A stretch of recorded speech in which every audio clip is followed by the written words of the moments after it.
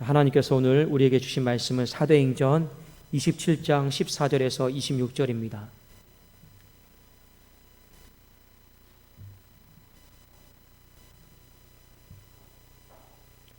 사도행전 27장 14절에서 26절, 신약성경 235면입니다. 우리 한 절씩 교독하고 마지막 26절을 함께 읽겠습니다. 얼마 안 되어 섬 가운데로부터 유라굴로라는 강풍이 크게 일어나니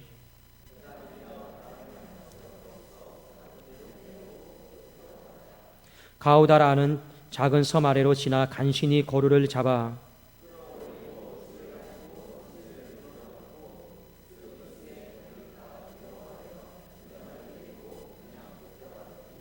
우리가 풍랑으로 심히 애쓰다가 이튿날 사공들이 짐을 바다에 풀어버리고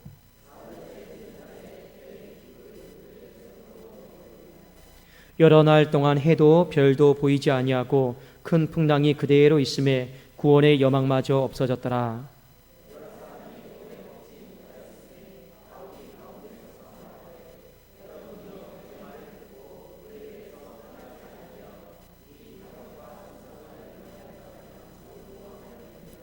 내가 너희를 권하노니 이제는 안심하라. 너희 중 아무도 생명에는 아무런 손상이 없겠고 오직 배뿐이리라.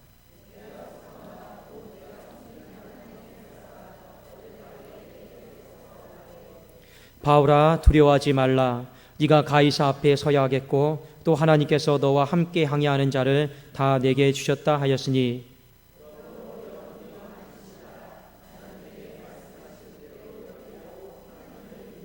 함께 읽겠습니다.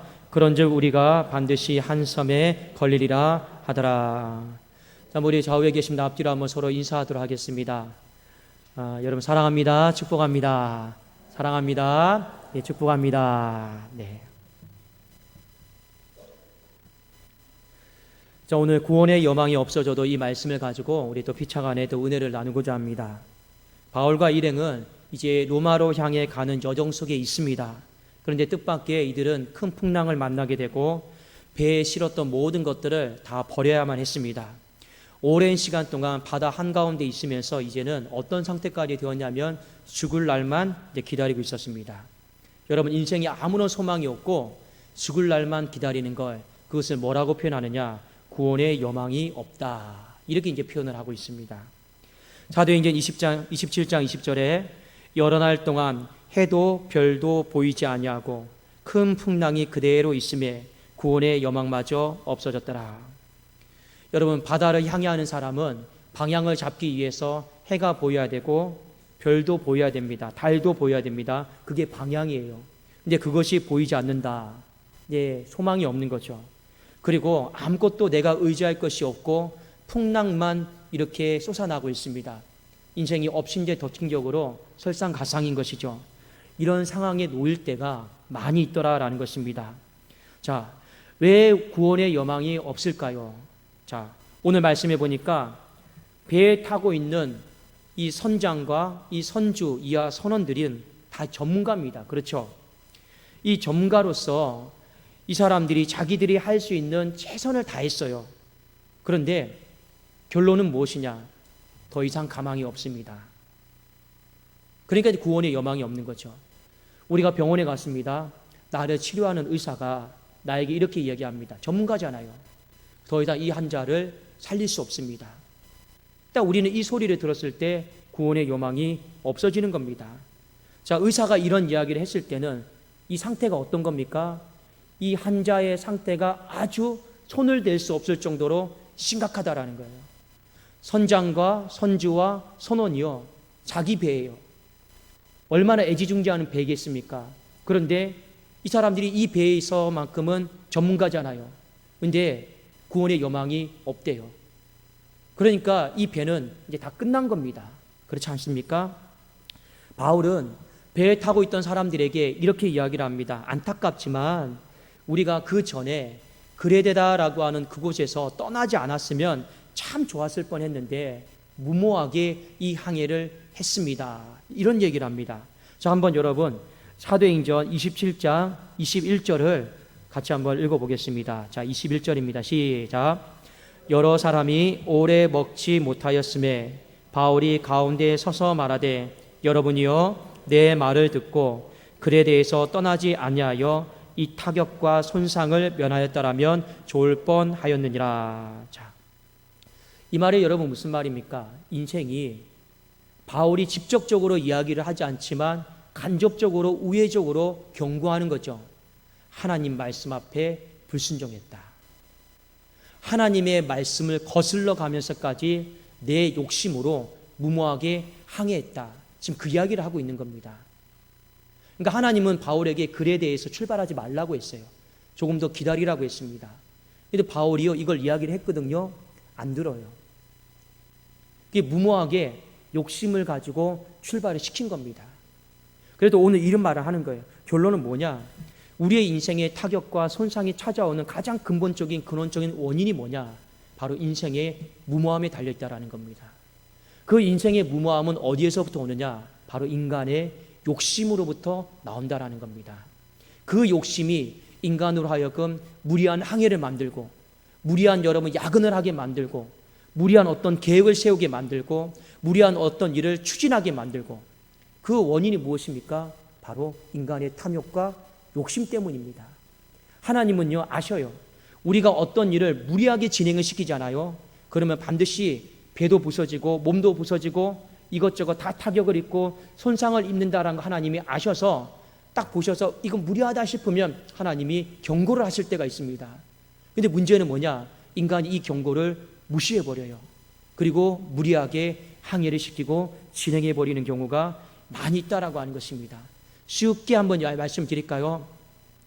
어떤 욕심이 있습니다. 하나님은 우리에게 죄를 짓지 말라고 합니다. 그런데 우리는요 보통 어떻습니까? 그 죄의 탐욕과 욕심과 유혹과 쾌락에 사로잡혀서 무리하게 죄를 지어요. 그러다 결국에 어떻게 됩니까? 마귀의 노예가 되고 사탄의 노예가 되는 거죠. 죄를 짓는 건요 반드시 하나님의 경고가 있어요. 근데 그 경고를 여러분 뛰어넘는 것을 무리하다고 하는 겁니다.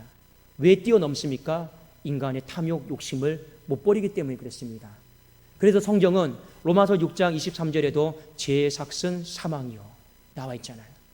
우리가 인생을 자꾸만 무리하게 욕심을 따라 여러분 움직이지 않기를 주님의 이름으로 축원합니다. 그렇게 하다 보면요 나중에 바다 한복판에서 해도 달도 별도 안 보이고 이 유라굴라라고 하는 이 풍랑만 내 앞에 왔다 갔다 하면서 죽을 날만 기다리면서 구원의 여망이 없을 때가 그런 상황에 놓일 때가 많이 있더라라는 것입니다. 자, 이것이 인간의 비참함이고 인간의 절망적인 상황입니다. 그런데 이때 구원의 여망이 없을 때 한 사람이 일어났습니다. 그 사람이 누구냐? 선장도 아니고 선주도 아니고 선원도 아니에요. 이 항해의 전문가가 아닙니다. 그는 한낱 제수에 불과한데 그가 누구입니까? 바로 사도 바울이었습니다. 그가 이 배에 타고 있는 사람들에게 무엇이라고 얘기했냐면 자 사도행전 27장 22절 23절 24절을 우리 같이 한번 읽도록 하겠습니다. 자 제가 먼저 22절 읽고 여러분 23절 읽겠습니다. 내가 너희를 권하노니 이제는 안심하라. 너희 중 아무도 생명에는 아무런 손상이 없겠고 오직 배뿐이리라.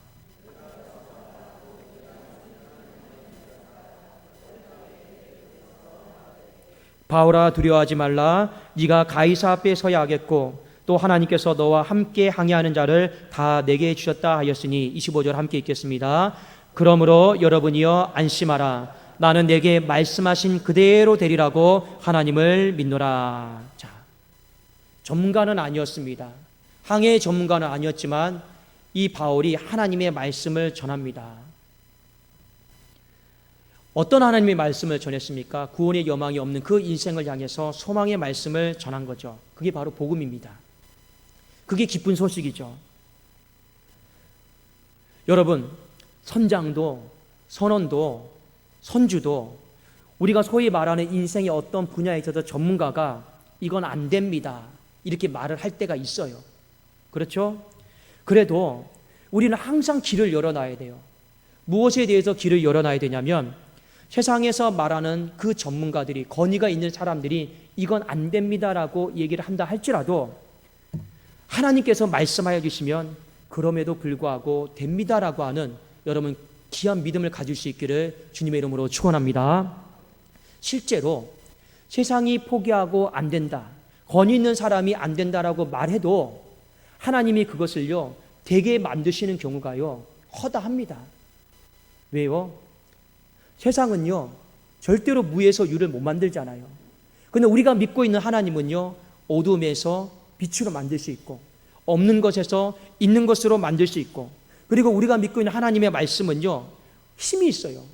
여러분 히브리서 4장에 보면 어떤 말씀이 있습니까? 하나님의 말씀은 살아있고 운동력이 있어, 활력이 있어, 좌우의 날선 어떤 것보다도 예리하여 혼과 영과 관절과 골수를 찔러 쪼갠다고 했어요. 이 속에서 그려지는 하나님의 말씀은 어떤 모습입니까? 꿈틀꿈틀거리는 모습이에요. 이 세상의 어둠들을요 다 뚫고 지나가고 도려내고 그런 하나님의 말씀인 것입니다. 우리가 믿고 있는 하나님의 말씀은요 단순히 머릿속에 담아두는 책 속에 갇혀있는 리딩하는 그런 말씀이 아니에요. 그 말씀은 살아있는 말씀이요, 능력 있는 말씀이요, 어둠과 싸우는 말씀이요, 여러분 그 어둠을 물리치고 또 승리를 주시는, 소망을 주시는 말씀인 줄로 믿습니다. 바로 그 말씀을 하나님이 오늘 바울의 입술을 통해서 오늘 배 한가운데서 이렇게 하신 것입니다. 그래서 여러분 구원의 여망이 없을 때, 세상이 우리로 하여금 다 포기하라고 했을 때 여러분 어떻게 해야 됩니까? 그럼에도 불구하고 우리는 하나님의 말씀을 들을 수 있기를 주님의 이름으로 축원합니다. 그리고 우리는 그 들려진 하나님의 말씀을요 붙잡을 수 있는 용기, 담대함도 있어야 된다라는 것이죠. 제가 예전에 사역을 하다가, 고등부를 사역을 하다가 여러분 고3들이 지금 이제 한창 이제 수능 이제 정시 준비하고 있고 또 면접 준비하고 있지 않습니까? 근데 한 학생이, 이런 학생이 있었어요. 지금도 기억이 납니다. 어떤 학생이냐면 공부를 굉장히 못해요. 그 집에 누나가 있고 이제 남자 동생이죠. 누나는 학교에서 전교 1등이에요. 근데 이 남동생은요 전교에서 꼴등인 거예요. 이 극과 극인 거죠. 근데 어머니가 찾아왔어요. 목사님, 딸은 공부를 이렇게 잘해서 인생에 아무런 염려가 없는데, 여기까지 말하면서 제가 좀 끼어들었습니다. 아드님 때문에 골머리가 아프시죠? 제가 이 말씀을 드렸거든요. 그런데요 그 어머니가요, 목사님 그런 말씀 마세요 그러시더라고요. 아 왜요? 걔도 내 아들 잘하는 거 하나 있어요. 여러분 무엇인지 궁금하죠? 뭐 잘하는지 아십니까? 얘가 공부는 되게 못하는데 딱 하나 잘하는 게 있어요. 전도는 잘해요. 근데 이 전도가 소위 말하면 좀 성경적인 전도는 아니에요. 야, 교회 가면 선생님이 고기 사줘, 가자. 교회 가면 선생님이 고기 사줘, 가자. 이 아이가 수련회를 참석하는 목적은요 은혜 받기 위해서 참석하는 거 아니에요. 수련회 가면 음식이 특식으로 많이 나오잖아요. 그러니까 가는 거예요. 근데 한번 데리고 오면요 한 10명 떼거지를 데리고 옵니다. 그런 애가 있어요. 성경적인 전도는 아닌 것 같은데 어쨌든 간에 교회 한번 데리고 오는 것도 무지하게 힘들잖아요. 그런데요 그 어머니가 이런 말을 하더라고요. 그래도 내 아들 잘하는 거 하나 있어요. 전도는 잘하잖아요. 근데 제가 이 말을 듣고 속으로 이런 생각이 들었습니다. 걔도 대학 가기는 힘들 거예요. 속으로. 왜냐하면 꼴등하니까. 그런데요 대학 입시철이 딱 되었습니다.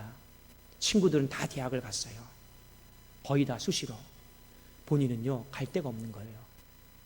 근데 이 아이가, 이 학생이 그 마지막에 겨울 수련회 때 참석을 했어요. 참석을 했습니다. 참석을 딱 하고 처음으로 진지하게 자기 인생을 놓고 기도하는 걸 봤어요. 처음으로. 이제 정신이 번쩍 드나 봐요. 다른 친구들은 다 학교 가는데 자기만 못 가고 재수하기는 싫고. 그런데요 몇 달이 딱 지났는데, 한 달 정도, 뭐 한 달도 안 됐습니다. 시간이 지났는데 합격 통지서가 날라왔어요. 여러분 어디 합격한지 아십니까? 꼴등인데요 숭실대학교를 합격을 했어요. 여러분 어떻게 합격했냐? 다 그냥 넣었어요. 그런데 진짜 딱 한 군데가 미달이 됐어요. 그래서 들어갔어요. 근데요 그 학교도요 바로 집 앞이에요. 야, 제가 그걸 보면서요 그 구원의 여망이 없는 인생도 하나님이 어떻게든지 살릴 자는 저렇게도 살리시는구나. 제가 그걸 보면서 하나님의 어떤 인생의 경영과 인도하심에 대해서 그냥 다 내려놓기로 했습니다. 도무지 하나님의 일은요, 알 수가 없는 거예요. 제가 그 친구한테도 그랬어요. 너 나중에 꼭 한번 간증해라. 근데 나중에는요, 아이 목사님, 학교 들어갔는데 제가 알아들을 수 있는 말은 하나도 없어요. 그래도 졸업만 해라. 그랬거든요. 그런데 이렇게 들어갔든 저렇게 들어갔든 들어간 건 들어간 거 아닙니까? 그렇잖아요. 제가 왜 여러분들에게 이 말씀을 드리느냐, 세상이 봐도, 입시 관계자가 봐도 구원의 여망이 없는 사람이 있어요. 그런데요, 그 와중에도 마지막 수련회 참석하면서 하나님, 친구들은 다 가는데 그래도 저 전도한 건 있잖아요. 이렇게 기도하니까 하나님이 그 인생을요, 불쌍히 여기시더라고요. 그게 얼마 안 된 일입니다. 여러분, 자, 하나님의 말씀이 오늘 배에 많은 100명이 넘는 사람이 탔어요. 하나님의 말씀이, 그런데 이 소망의 말씀이, 복음의 말씀이 누구에게 들렸습니까? 오직 한 사람에게만 이 말씀이 들렸습니다. 누구에게 들렸습니까? 바울입니다. 23절 24절에 보니까 내가 속한 바 곧 내가 섬기는 하나님의 사자가 어젯밤에 내 곁에 서서 말하되 바울아 두려워하지 말라. 네가 가이사 앞에 서야 하겠고 또 하나님께서 너와 함께 항해하는 자를 다 내게 주셨다 하였으니. 왜 수많은 사람들 중에 하나님은 유독히 바울에게만 이 음성을, 이 소망의 말씀을 들려주셨을까요? 이유는 딱 한 가지입니다. 왜 그랬을까요? 많은 사람들이 배에 탔는데 배에 탄 목적이 바울만이 하나님을 향해 살고자 했기 때문에 그렇습니다. 이 배에 탄 목적, 어떤 사람은 로마로 가서 성공하기 위해서, 부자 되기 위해서, 그 미지의 나라를 향해서 다 그런 목적으로 매매하고 장사하고 이득 취하고 그런 목적으로 배를 탄 거예요. 그런데 여기에 배를 탔는데 재수한 사람이에요. 이 사람은요, 자신의 무죄함을 가이사에게 호소하기 위해서 동시에 그 세상의 한복판에 서 있는 가이사 황제에게 주님은 그리스도이십니다라고 고백하고 선포하기 위해서 그 배를 탄 것입니다. 여러분, 바울의 항해의 목적은요, 하나님 때문에 항해한 거예요. 근데 여기 다른 사람들은요, 다 자기 자신을 위해서 이 배를 항해한 것입니다. 여러분 꼭 기억하셔야 돼요. 그래도 하나님 때문에 항해한 배, 하나님이 그 사람의 항해사가 되어주셔서 그 사람에게 음성 들려주시고 말씀하여 주신 줄로 믿습니다. 그러니까 우리는요, 하나님 때문에 배를 타야 되고, 하나님 때문에 우리는 먹고 마시고, 하나님 때문에 목회하고, 하나님 때문에 살아가야 되는 삶이 되어야 될 줄로 믿습니다. 여러분, 하나님 때문에 살아간다라는 것은 어떤 의미냐면 하나님과 내가 방향이 같은 거예요. 방향이 같은 거예요. 내가 걷는 방향과 하나님이 걷는 방향이 같고, 내가 가고자 하는 목적지와 하나님께서 가시고자 하는 목적지가 같은 것, 이것을 뭐라고 하느냐? 하나님 때문에 산다. 조금 고급스럽게 말씀드리면 하나님의 영광을 위하여서 산다, 이렇게 말씀을 할 수가 있습니다. 여러분, 하나님의 영광을 위해서, 하나님 때문에 내가 내 인생의 방향이 하나님과 같기만 하다면 우리는 얼마든지 구원의 여망이 없는 그곳에서 무엇이 들려옵니까? 하나님의 말씀, 소망의 말씀, 이 복음, 이것이요 들려와서 그 말씀을 붙드는 심령들은 하나님이 어찌하든지 살려주시는 은혜를 베풀어 주시더라라는 것을 성경은 우리에게 가르쳐주고 있는 것이죠. 여러분, 십자가 보세요. 예수님의 십자가를 보십시오. 그 당시에 십자가는요, 어떤 의미였습니까? 저주와 인생의 가장 아픔과 혹독함과 시련과 모든 소망이 다 끊어짐의 가장 끝자리가 바로 십자가였습니다. 그렇죠? 그 십자가를 보면서 아무도 소망을 갖고 이런 사람 없어요. 십자가는 저주였어요. 인생이 받을 수 있는 가장 참혹한 밑바닥이었단 말입니다. 그 밑바닥 중에 가장 끝자리가 십자가였어요. 구원의 여망이 없는 것이 바로 십자가였습니다. 그런데 예수님의 십자가는요, 달랐어요. 예수님의 십자가는 어떻게 달랐습니까? 하나님을 위한 십자가였어요. 우리는 많은 사람들이 알기로는 이 십자가는 인류의 죄를 대속하기 위한 인간을 위한 십자가라고 생각하지만 더 근본적으로 따져보면 이 십자가는 하나님의 구원의 계획을 충족시키기 위한 1차적으로 하나님을 위한 십자가였습니다. 자, 세상 사람들이 바라봤을 때 구원의 여망이 없어요. 가장 구원의 여망이 없는 끝자리가 바로 십자가입니다. 근데 예수님은요, 그 십자가를 지시는 그 방향이 하나님과 똑같아요. 하나님의 구원 계획과 같은 방향 속에 있어요. 그러니까 어떤 일이 벌어집니까? 사흘 후에 부활이다라고 하는 어마어마한 위대한 능력이 여러분 나타나지 않습니까? 아무리 우리의 인생에 구원의 여망이 없고 우리가 기쁜 수렁과 웅덩이 가운데 있다 할지라도, 여러분 가정도 마찬가지예요. 교회가 아무리 위기 가운데 있고 어려움 가운데 있다 할지라도 교회가 하나님을 향한 목적, 영혼 구원을 향한 목적, 하나님과 같은 방향, 그래도 교회가 하나님의 영광을 드러내기를 원하는 그 방향 속에만 있으면 반드시 하나님은요 말씀하여 주시고 그 항해를 주관하시고 이끌어 가셔서 반드시 우리로 하여금 안전한 곳에 도달하게 하실 줄로 믿습니다. 그러니까 우리의 인생 가운데 중요한 것이 무엇입니까? 먹든지 마시든지 무엇을 하든지 성경은 다 하나님의 영광을 위하여서 하라 했습니다. 여러분, 이것은 단순히 크리스찬의 한 가지 삶의 목표가 아니에요. 먹을 때 하나님 생각하고 먹고, 마실 때 하나님 때문에 먹고, 마실 때 하나님 때문에 먹고, 자꾸 방향을 맞추는 거, 그것이 그냥 단순히 크리스찬의 목표 설정일까요? 아니에요. 우리가 그런 마음으로 먹고 마시고 살아갈 때 뒤집어서 보면 매 순간 매 순간마다 하나님의 구원의 은총을 경험할 수 있음을 하나님이 우리에게 보여주는 거 아니겠습니까? 여러분 꼭 기억하셔야 돼요. 하나님의 영광을 위해 살아가는 거, 하나님과 내가 같은 방향 속에서 살아가는 것은요, 오늘 성경 말씀에 근거해서 보면 내 삶에 하나님께서 구원의 은총을 날마다 베풀어 주신다라고 하는 약속과도 같은 것입니다. 그래도 우리는요 어떻게 살아야 되겠습니까? 이 구원의 은혜를 날마다 경험하기 위해서는, 이 복음의 말씀, 소망의 말씀을 날마다 듣고 경험하기 위해서는요 딱 한 가지입니다. 바울이 그 배를 탔던 목적, 그 항해의 목적이 하나님과 같았던 것처럼 우리 주 예수 그리스도께서 십자가를 지신 그 목적, 그것이 하나님을 위한 십자가였던 것처럼 제가 목회하는 목적, 제가 많은 성도들이 들어서 세상 사람들에게 뽐내고 자랑하고 이건 아니에요. 오직 하나님의 영광을 드러내기 위해서, 하나님 앞에 정말 예배드리는 사람이 많아지고 하나님 앞에 큰 기쁨이 되기 위해서 하나님을 위한 목회가 될 때 우리에게 있는 수많은 어려움들과 아픔들은요 해도 안 보이고 별도 안 보이고 달도 안 보이는 상황이 온다 할지라도, 악천후가 우리 교회 가운데 몰려온다 할지라도 우리는 그 속에서도 태연히 웃을 수 있고 우리는 찬송할 수 있고 우리는 기뻐할 수 있는 줄로 믿습니다. 여러분 가정도 마찬가지예요. 해도 별도 달도 안 보인다고 해서, 풍랑만 잔뜩 거린다고 해서, 유라굴라가 내 가정 가운데 떠나지 않는다고 해서 그것 때문에 마음 속상해하지 마시라라는 겁니다. 더 중요한 것은 무엇이냐? 우리의 가정이, 우리가 타고 있는 배가 하나님과 같은 방향 속에서만 있으면 하나님은 반드시 소망으로 안전한 곳으로 인도하여 주실 줄로 믿습니다.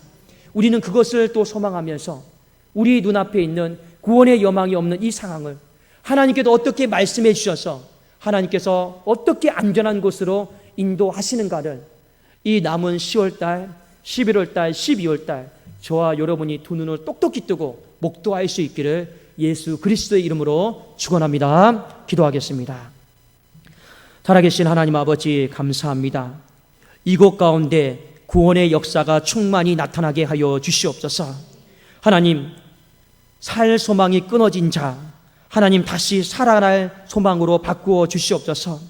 그래서 우리가 세상에서, 세상 사람들을 향해서, 소망 없는 인생들을 향해서 두려워하지 마십시오. 안심하지 마십시오. 하나님이 건져 주실 것입니다. 하나님께서 안전한 곳으로 이끌어 주실 것입니다. 부모는 자녀에게 그렇게 말하기에 부족함이 없게 하시고, 목자는 아버지 성도에게 그렇게 말하기에 부족함이 없게 하시고, 구역장은 구역원들에게, 아버지 전도회장은 전도회원들에게 그렇게 말하기에 부족함이 없게 하여 주시옵소서. 하나님께서 우리 사라진 구원의 여망을 아버지와 다시금 살아나는 구원의 소망으로 바꾸어 주시기를 간절히 원하며 주 예수 그리스도의 이름으로 기도드리옵나이다.